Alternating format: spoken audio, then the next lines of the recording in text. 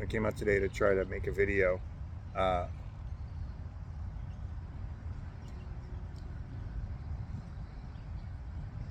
will say it could be a little bit triggering, to say the least, or not. And I think I'll probably title it Unhinged Rant, Unenlightened Fuckery.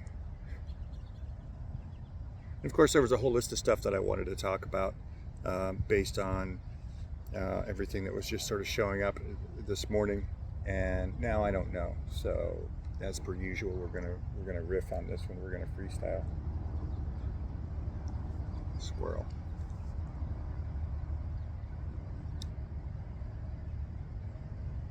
So what was cycling around today, what was looping around, was just the squirrel is staring at me. That's pretty cool. I'll get back to the deep spiritual stuff in a minute. It's like up on his hind legs, just checking me out. I like squirrels.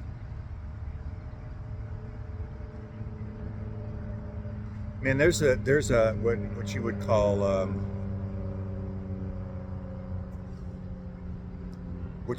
an uglier or darker side of this whole process. And again, I'll probably say it if I'm continue to make videos, I'll probably say it in every video. I'm not going to call it awakening. I'm just not. And it's all, the reason I won't call it that is because it's all tied together in, what happens when we become open to this process, or rather we get opened by this process. And for me, it was like somebody trying to open up a can of, I don't know, beans or tuna or something with a hammer and a nail. Hi, buddy. He's like 6 feet away from me. He's super cute. Squirrel is everything. Yeah, I don't like the terms. I just don't like the terms. I think we can hide behind them and use them to sound like we're more in control than what we are. And I don't think that we're in control. And I don't mean like autonomy, or he's like 3 feet away from me now. He's like right down there. He's gonna come up here. I hope he doesn't bite me. Hi, buddy. Hi, little guy. I don't have any chow for you. Squirrel is way better. And I don't mean control like non-doership. I mean like control of our emotions. When this gets, oh, he's blind in one eye. Hi, little guy. Oh, you're used to getting fed, huh? I don't have any chow for you, bud. I like you a lot, though. Oh man, this squirrel is the best. That may be my Dharma talk for the day. Approached by squirrel. Pirate squirrel. He's got one eye. Man, now I wish I had some snacks for him. Oh, he's up on the table. He might make an appearance, guys. It'd be okay by me. Where was I? Oh yes, waxing deep. I don't mean like, hi. Okay, he's literally, I don't have anything for you. You can touch my hand though. He's like right there. He is 6 inches away from my hand. I feel really bad because I want this little guy to have some chow, but I don't have anything for you, good sir. You don't want any of my Red Bull. That would be bad for you. You can come home with me. No? All right. He took off. Where was I? We'll see how many people could sit through the great squirreling of 2025. That's good. Let's weed out if you're here to feel good about stuff all the time. I know I used to retreat to videos because it would give me that little shot that I needed. It would make me feel a little bit better when I was completely out of control. So back to control. So when we're completely out of control, and I mean the emotional landscape, like what's happening inside, you don't have any control over it. I sure don't. And attempting to manage and regulate these emotions is, okay, guys, I have to. There he is. Hi, guy. I guess Squirrel wants to be in the video. What's up, buddy? Hello, homie. What's up? I don't have any chow. If I was here with a bunch of picnickers, you would get a big old sandwich. French fries. And so we use these spiritual terms to try to negotiate our way through stuff. I mean, how many times have we watched videos where the poor questioner is in front of a teacher or something and has to start saying stuff like so-called or apparently, or they're apologizing for themselves and falling all over themselves for like, I realize I know this, that, and the other, and all these qualifiers, and it's like, fuck that. Why? Just be authentic, you know? If the teacher's fully awake, then they're not going to judge you. Just say what you mean. Say what you mean. Show up, and if you're having that kind of a day, like I'm having today, I'm like, I don't feel like it. I don't feel like managing the way I feel or attempting to manage it. I don't know that necessarily I feel like managing my speech, you know. Thankfully, there was enough of some sort of sense of like go to a park and go sit down and go yap in front of the phone, you know. Luckily, I'm really, for the most part, beyond where I'm going to inflict myself on other people. But yeah, we're not in control. And what set this whole thing off was the processing that's been happening here. You know, in one of my old videos, in one of the interviews I did with Pernilla, it talked about how I had tapped into some really, really deep trauma. And it locked me up for days. And, you know, all the ensuing stuff that happened with that. And at the time, it felt like I had mostly cleared stuff out. And I would say that was probably true, but there's some stuff underneath, and it doesn't come out now. In, you know, that was like an abscess or something, I think, just to make an analogy of like just like a rot that had to be lanced, you know, in order to just like continue to function, or it was just time for it to come out, you know. I don't know. And then for the next year or so, maybe a year and a half, it's been a while since we did that interview, there's been all sorts of manifestations of, we'll just say, undealt with emotions or repressed stuff that I didn't have any option on whether or not I felt those. And the managing stuff,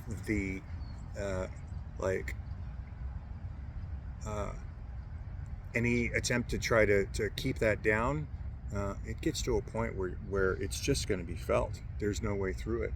And maybe that, I don't know if that's terrifying or not. If it is, okay. I noticed things like, there were days where I had heart palpitations, or it felt like I was having a heart attack, or my heart would be very, very irregular and then be fine. And something said, I think this is some kind of fear. This is some kind of clenchy thing. But I wasn't getting any specifics about it. And then, so that went on for a while. And then stuff started showing up in my dreams. And I can't tell if it's like a thought that shows up that I attach to, or if it's the dream that brings on the thoughts. It's like a chicken or the egg type of thing, but it was stuff that I didn't even know was in there. I will say this, that it's like every single untouched corner of either being identified with a thing, or still resentful, or still having some sort of hurt or anger or rage about it, is gonna show up. It's gonna come up. There was person I'd had some interactions with some years ago, and they didn't turn out very well, and I was blamed for all of it. I mean, the specifics are irrelevant, but how I left the situation was feeling like I had been done dirty, right? And I realize this is all just relative, so just suspend your judgment. Actually, I maybe just do that all the time. Any rate, so there was some anger there, and in the conscious mind back then, I was trying to process this and go, oh well, they didn't know any better, and oh, they were motivated by trauma, and oh, you know, it was their own darkness coming out, and all of that was to a degree true, maybe, and that assessment was as a result of processing through some of my own trauma. But underneath that was this fuck you, like, just felt like I had been totally done dirty. And of course, life being what it is, always bringing up the examples and the situations and the triggers of the stuff that we haven't fully addressed yet. They showed up in my feed. I think I was doom scrolling on the Tic Tacs or something, and it showed up, and it from one minute to the next, there was a whole bunch of thoughts about it, and then there was just this, like, I unlocked this other room, and it was this room of like rage, of just rage, you know, this injustice, and it burned me for a couple of days.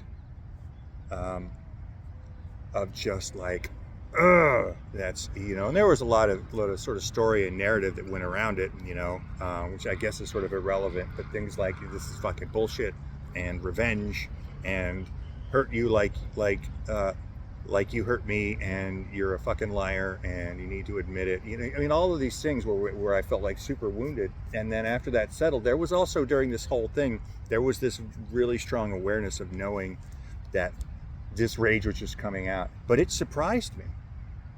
It totally took me by surprise. Like, wow, where did this come from? And then I knew underneath, I went, okay, this has been sat on, and it doesn't want to be here. And it doesn't matter. It doesn't seem to matter how many thousands of times it happens. When that emotion comes, when that reactivity comes, when that, like, or the sadness or whatever the flavor is, right, comes, it's so hard right in that moment to grab it and say, oh, well, look at me, I'm just, let's just let it move on through. You're like, no, fuck that, I'm fucking pissed. That's bullshit. And so, and then feeling completely out of control. My mistake, and I can't say this for anybody else, but my mistake was trying to repress that stuff with any kind of spiritual anything. You know, well, I'm going to go meditate about it. I'm going to go journal about it. I'm going to go watch some videos about it. I'm going to go walk in nature about it. None of those things are inherently bad, by the way, and they are beneficial in certain settings. But in this particular setting, all of them were distractions. Absolutely all of them. And I was afraid of that rage. But what I found is that if there was this non-harmful indulgence, obviously, and I don't even I can't believe I even have to say this, qualifiers, but this is public. We don't go and do anything to anyone else. That should be a no-brainer and common sense. But if it isn't,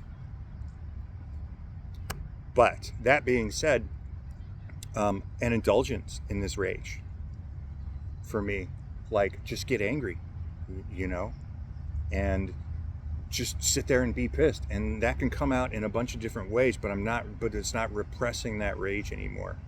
You know, when my partner's around, I'll just lose it, and I don't mean lose it in an inappropriate way. She's a very good sport, and I'll start off with kind of like, you know, I'm irritated or something, or she can just look at me and she knows. She goes, what's up? And I'm like, fucking this stupid motherfucker, blah, blah, blah, blah, blah, blah. And then, bless her heart, she's pretty emotionally mature and very quick-witted and a bit snarky like me. So then we'll have this exchange back and forth, you know. And I'm never attacking her, again, just to clarify.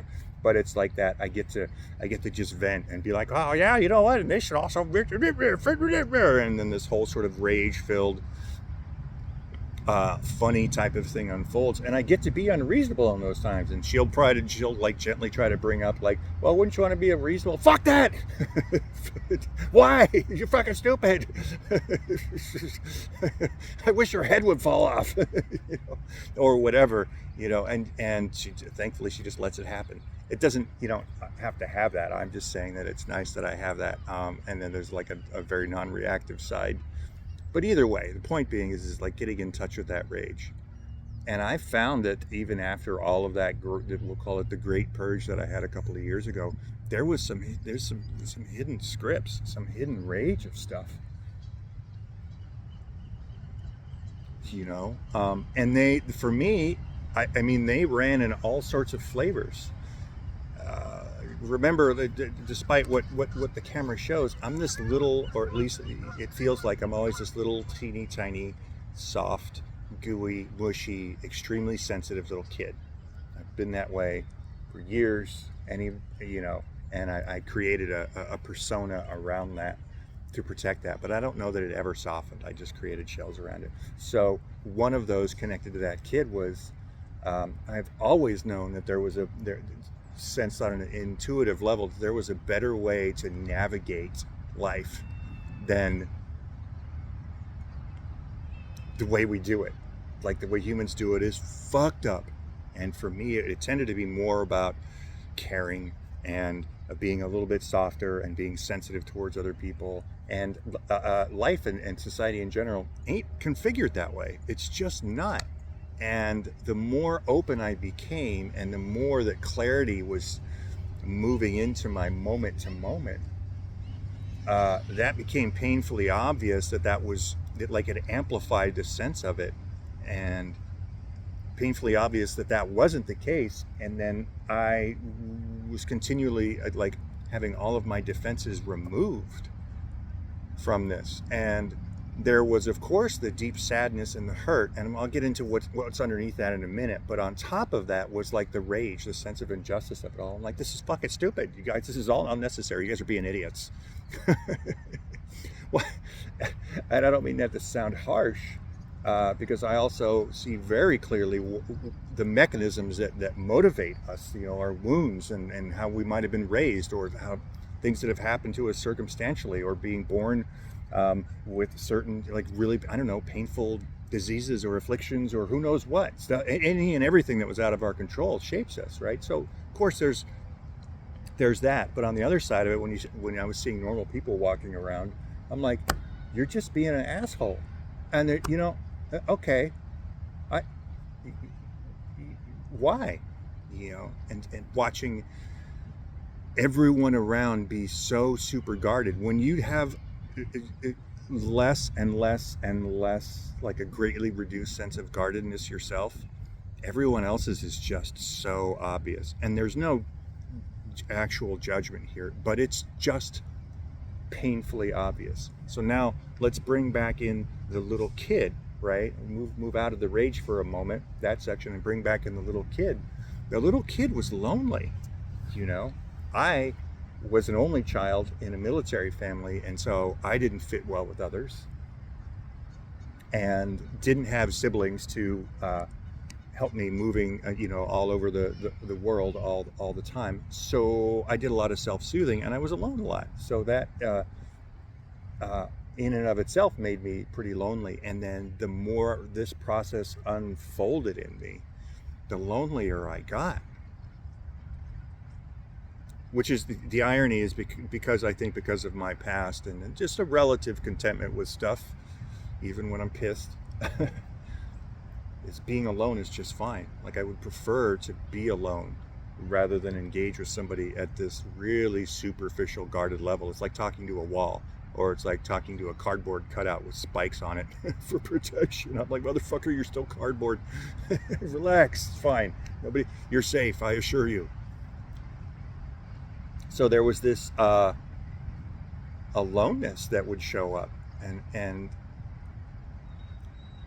it was like, I just wanted to share this with someone else.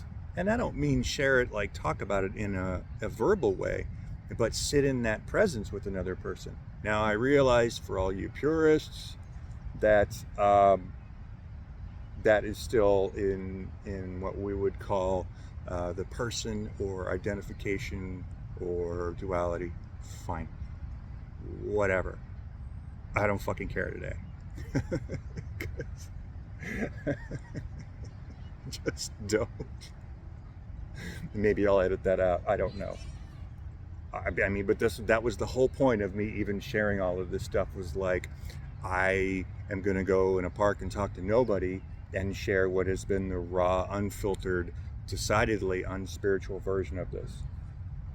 You know, because all of that love and light and 5D and all the other nonsense they're fucking concepts.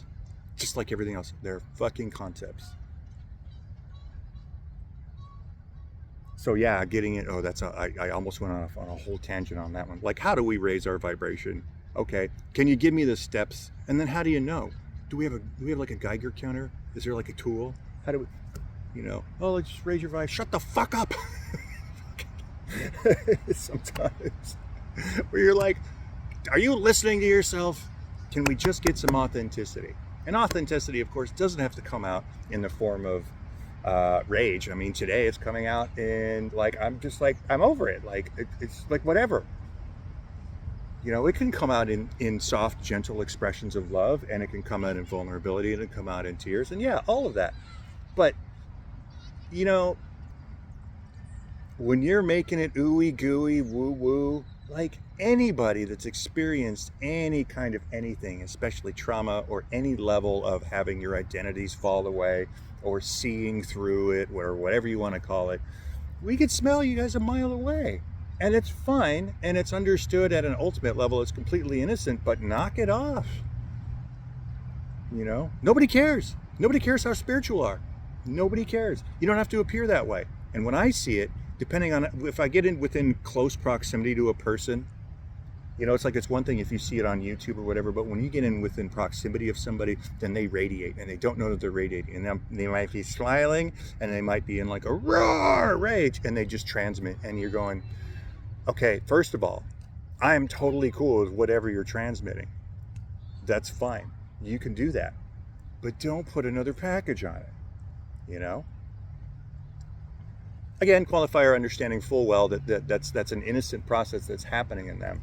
And then my response is like, guys, you're gonna clear through this stuff. There's something on the other side of that that spiritual persona, or that fear of being real and gritty. That is why when you look at things like comment sections, or people, when you see, especially anybody that we see as like some sort of teacher or some sort of position of authority, or somebody that's just got a recognizable face, when they become sincerely vulnerable, you can sense it. And it's nice. It's really, really, really nice. Because then we go, oh, there's a real person in there. There's emotions and feelings. And not having it all together. I've seen more than a few, some of the speakers that I like on the old YouTubes that might cry or just stumble or like have a weird moment, and I'm like, yeah, all right, yeah, go humanity, 3 cheers for people. And then others that just like, yo, like, really, you gotta stop, okay, and you don't have to refer to yourself in the 7th person.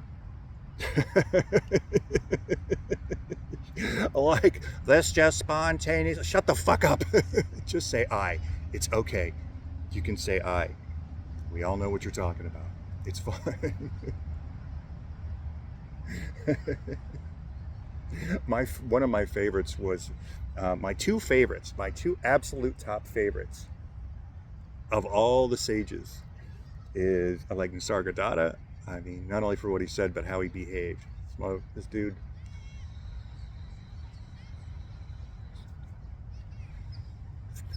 chain smoking beaties, yelling at people, right? Amazing. And then UG Krishnamurti. He's not as well known as Jiddu Krishnamurti. It's the UG version. Look him up. He's the shit. he had a group of guys approach him in the 70s, and that were all these like teachers or philosophers or like high-level seekers or whatever they were. And they showed up to wherever it was he was staying at the time, and they all started asking these questions. And this was after his sort of shift, I guess, if you want to call it. He actually called it, by the way, he called it the calamity.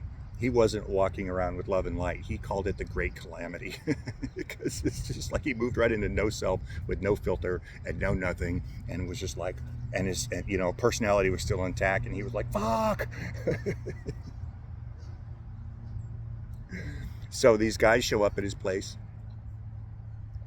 and at one point in the conversation, and I think you can find this somewhere on YouTube, he says, I can't do anything for you. There's nothing, and this one dude hangs his head in disappointment. I think I haven't seen it for years, so I'm kind of paraphrasing, remembery thingy. He's like, the best thing I can do for you is call the cops so you get the fuck out of my house. And I was like, yes. And I'm not trying to be dismissive or say there's no place for the open and the vulnerable. That stuff's really, really beautiful. I'm talking about authenticity when this stuff shows up, of just like, let it rip, let that, whatever that is, that emotion be there. There probably, for practical purposes, there probably has to be some kind of let's regulate the body to the best of our degree so we don't go around doing something stupid to other people. Again, we don't inflict ourselves on other folks whenever possible. But it's the repressing of it. So the whole reason, 27 minutes into this, the whole reason that I even came out here was this processing through dreams. This residual stuff that I was talking about continues to come up. And now I know what it is, but it's like life has me trapped, I'm like a captive audience because this stuff happens in my dreams, and it's very, very specific, and it's not some weird cryptic thing that I have to try to decipher. It's so obvious. It's like life is spelling it out on a blackboard, like sounding out, okay, do you understand that there is a sense of loss? You are grieving. And I'm like, yeah, okay. But I don't have anywhere I can go, and I can't wake myself up out of the dream. So what happens is this tremendous dream, right? And I don't know, dozens of times, hundreds of times this has happened in the last year and a half. And I wake up and I just feel like death, just simultaneously. The paradox is knowing, all right, well, that's moving out, so that's good. But like, how many years did I spend trying to repress this stuff? Like, I didn't have any choice, but also I'd be like,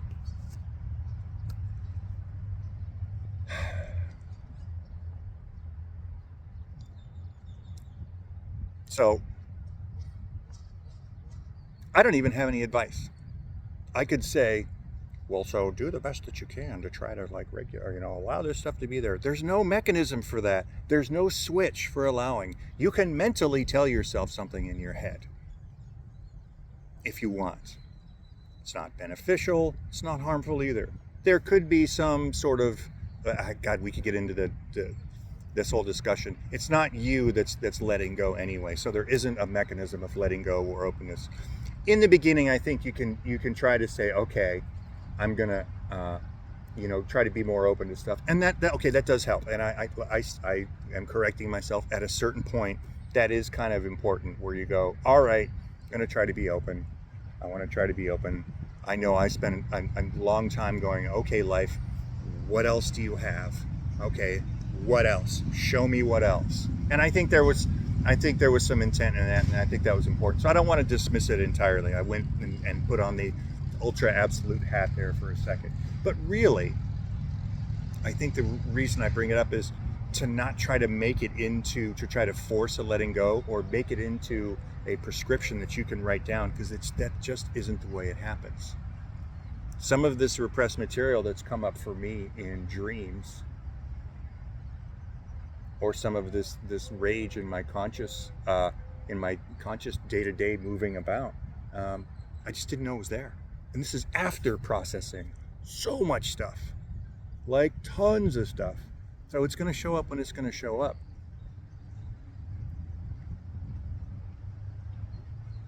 You're going to do the best you can with it.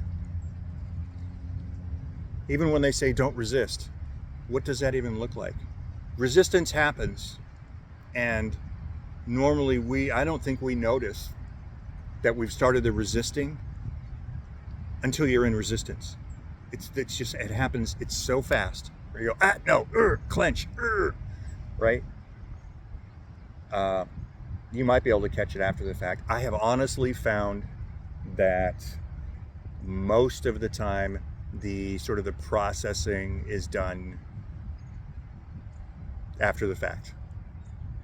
It's like when the Zen guys said, can you, this is a slightly different context, and they said, can you let the waters still? So wait till the emotion's going to run out if you're not really deliberately actively feeding it. And then you might, if you want to, or if you even need to, you might unpack it from there.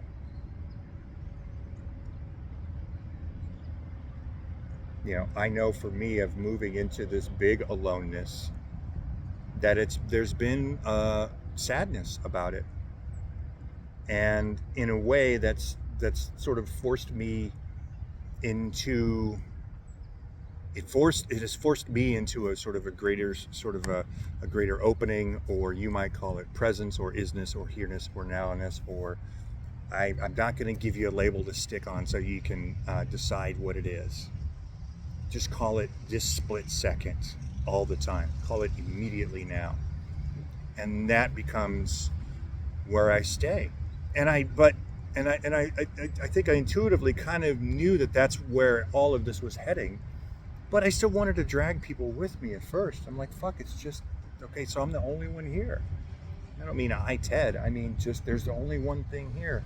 And there was those residual, like, but no, man. What happened to the big group hug? What happened to 2 or 10 or 15 of us all spontaneously waking up, and we would all go skip in the park barefoot, eat hot dogs, barbecue. And it didn't happen. And I was like so sad. Fuck, this is bullshit, why? Which is all just flailing to no avail. Nothing I could do or say was going to change whatever was unfolding in any given moment.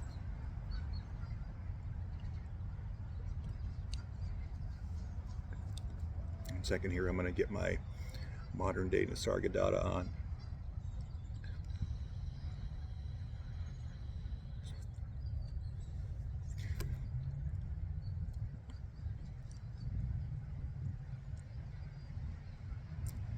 It's the weirdest thing. I knew that moving into that aloneness, like the big aloneness, not whether Ted has another body around him or companions, the big aloneness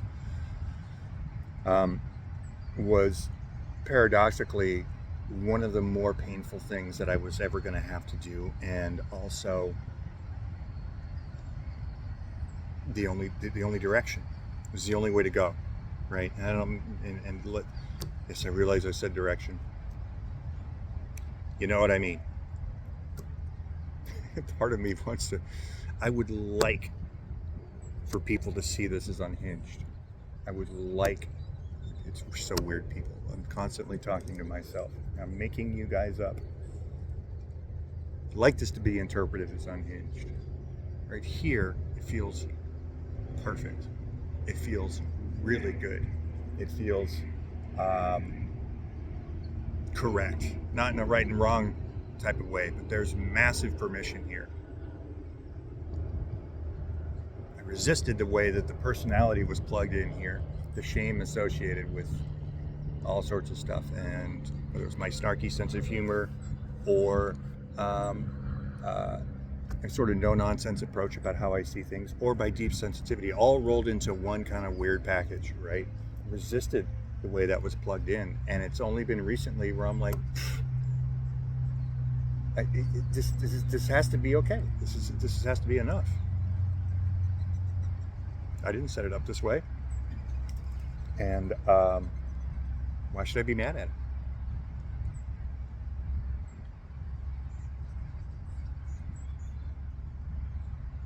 I mean, I'm not, clearly I'm not going around doing crimes or shooting dope or robbing banks or anything. So there is, regulation on the relative level. But, yeah, I mean, just the way the personality kind of unfolds. And, like today, I just didn't want to people. Didn't want to people at all. My own partner, very sweet. And I'm like, I'm going. I just need to not be around people. And it's like there's still kind of a self-protect mechanism. It doesn't happen very often, but it feels, I could be misinterpreting, but it feels like a healthy, safety mechanism too. Do I ultimately feel safe all the time? Yeah, I would say so. Is there a preference of wanting to have people radiate at me all the time? Yeah, maybe not all the time, um, maybe not all the time. And today was just one of those days. And I've noticed that there's been, like this morning, and I woke up and I was grieving, and there's been themes through the last few months of waking up and grieving, and I couldn't frame a clear picture of what I was grieving. It was just like this deep loss. It feels like I lost everything. I totally lost everything. And that can show up in so many different levels and be interpreted on so many different levels, but like losing everything. I know some people will, when they touch into that nothingness or something similar, it's very liberating. When there's the conditioning here of the little kid that wanted to be around people and didn't want to be alone, I'm like, this is terrible, and also feels necessary. So you just go, okay, let's just grieve. And the grieving was, lost everything from the very mellow or the very superficial to the very deep stuff. Zero interest in what I do for a living. When it's there and I'm doing a tattoo, it's great. I enjoy myself, but as soon as it's done, I don't think about it. I don't go home and think, oh, I have to paint and express my soul. I did that for almost 3 decades, and there's just no identity tied up into it. But then when I was grieving more of the loss, I was grieving things like my partner, who I'm still with. You're not actually there. There isn't a solid, separate you there. So, and all the stuff, all the stuff that came after that of like, oh, I would have, I would have wanted to see some sort of spark of recognition in your eyes or in someone else's eyes. It didn't really matter who. Oh, and then I'm like, I'm all alone in this. And then losing the biggest one was the saving of me. And let me explain what that means. I tapped into it, I feel like, for like a split second a couple of years ago, and now it's just here and it's full on. Right? Through this whole process, when I first read about enlightenment and I got 3 pillars of Zen, and I'm sitting in my prison cell in Chino, and I'm like, yeah, this is going to be great. And I knew that this was something I was going to go all the way for. That's what it felt like. I assumed that Ted was going to come out of the other side of this. And I was going to be, I don't know, whatever, all the stuff that came with it, who knows, rich, better looking, younger, levitating, magic powers, who knows. And it dawned on me, some 8 or 10 years later, and I felt this deep sadness because I was like, I wanted Ted to be saved. And when I started to see that there wasn't Ted, there was still that attachment to that entity, that image, that idea of redeeming Ted, of saving Ted. And now there's nothing here to be saved. And I don't know why I felt so sad about it when I've seen other people feel very liberated. I just know that I was like, damn it, and I have to leave the motherfucker behind. I mean, it's good. It's good enough anyway, because when there's extremely strong senses of identification, if I'm just caught in a thought whirlwind, or if I'm really, really wearing the TED suit and believing it, it doesn't feel good. It's very, very uncomfortable. So yeah, there's relief, but it's like I had to go through that grieving. Like, man, Ted's lost. You're not going to be able to save him. You're not going to be able to bring him through the other side and have him, run through the finish line through the little tape with his arms up and all tired, but like, oh yay, we made it. And I was mad about that for a while.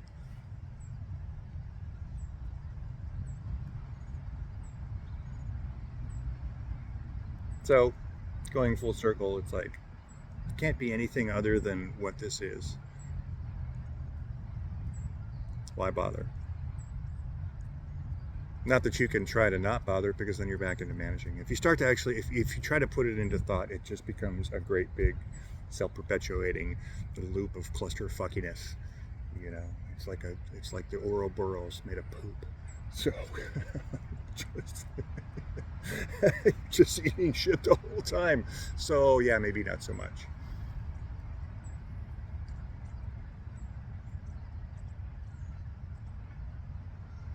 I think that's good for now.